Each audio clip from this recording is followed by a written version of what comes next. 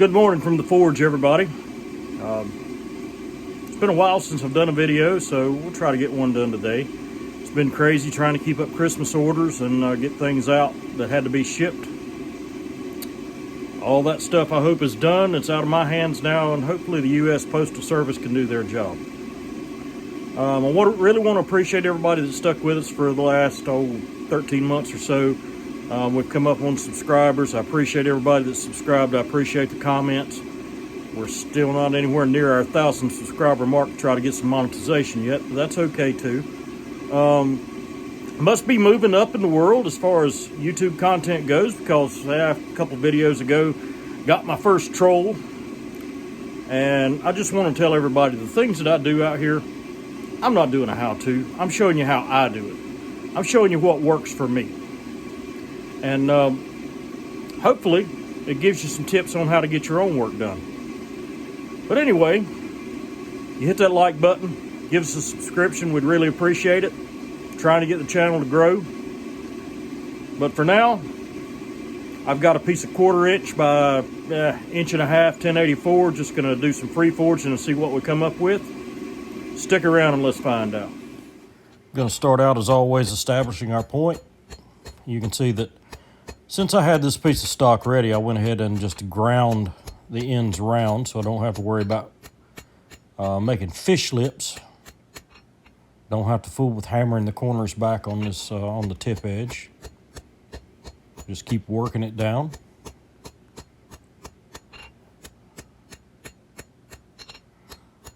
Saw some pictures of an old school Spanish knife a couple days ago called a navaja. I think they were usually folding knives,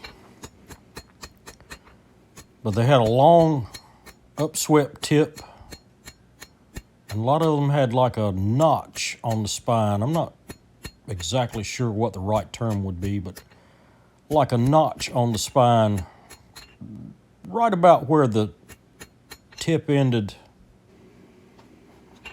the tapered part of the tip ended and the straight part of the spine began.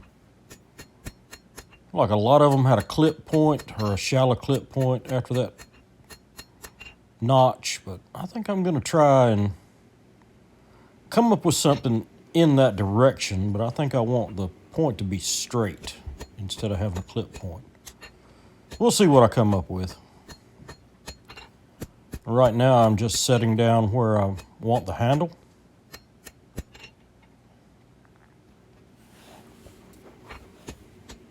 Isolating the handle material from what I hope to be the blade.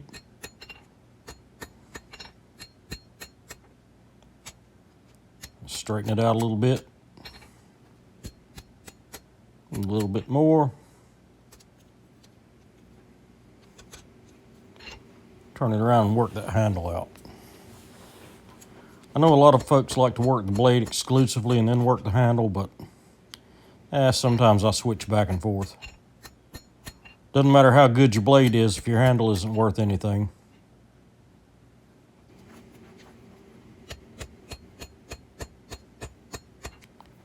Work it out a little more.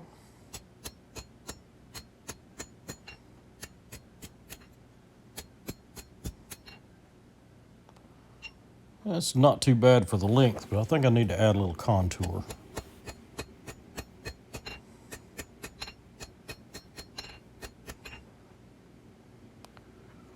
It's getting there.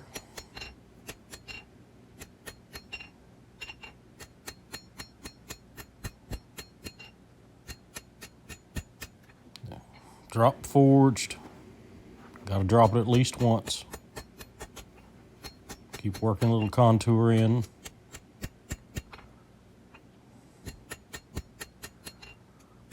It's getting pretty close. I figure my length and I'll cut it a little short. Yep. I'll cut it a little short of what I want my finished length to be. Just use the old Hardy cutter.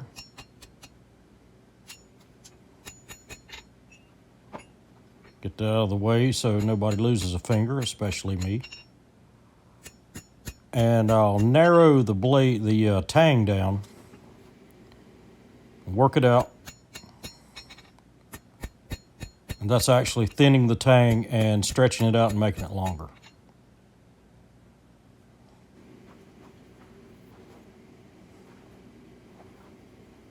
It's pretty close. I dropped it again. It's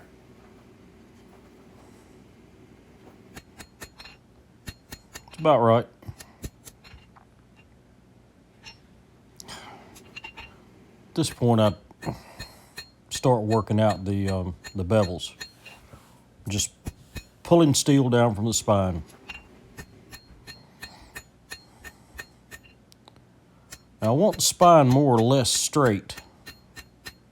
And ordinarily, I would have curved the preform from the spine back down towards the edge and then let it straighten itself out as I work the bevels in, but I decided to try something a little different this time.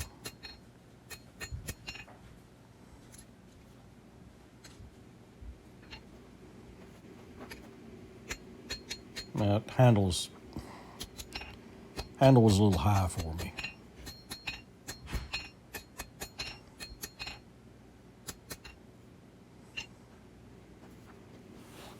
Just kind of fiddling around right now, trying to get that handle right.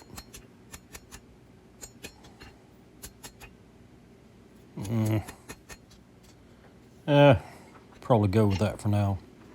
Go back to the blade. Straighten the blade out a little bit.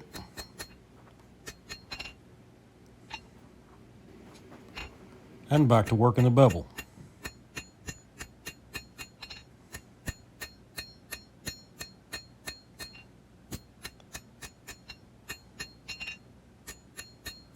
Work one side and then the other so it doesn't push all off to one side. Now you can see how the tip's starting to curve up. Now I'm going to let it curve up. The end of that curve, or where that curve actually begins, is about where I want the step down in the spine of the knife, like I was saying.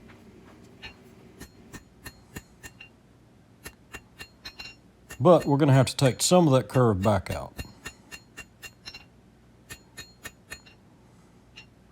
I really would like the back side of the tip to be straight and flat.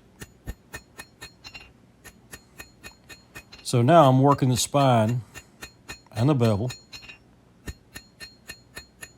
just thinning everything out. It's got a lot of curve in it, more than I want. That's okay. So I'm going to work the spine there near the tip and forge in more distal taper, which is taper from the handle out to the tip. And you can see that as I work the spine side, it's taking some of that deep curve out. That's about how I want it. I'll do the rest, a little touch up on the grinder.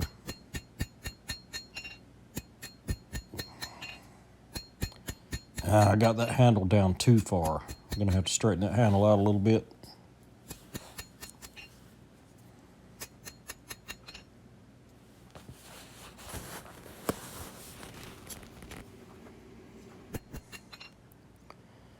Straighten everything out, make sure it's nice and flat and even.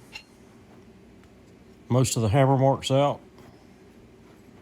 Straighten that handle back out a little bit. I went too far with it earlier. It's looking pretty good.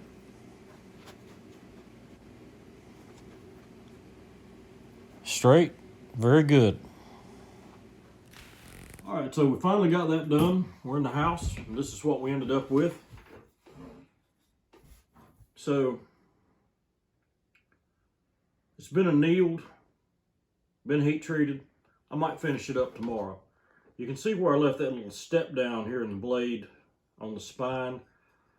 Kind of looks like the old Spanish Navaja knives. It's kind of the look I was wanting. Didn't come out exactly like I was hoping, but hey, it'll do. So blade's right around about a 7.5 inch cutting edge.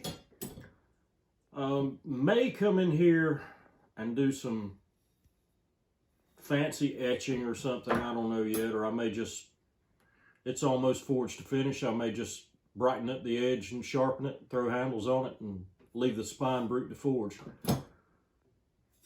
Let me know what you think in the comments section. And if you're still here, thanks for watching. Be sure and like and subscribe. We'll see you next time, and God bless.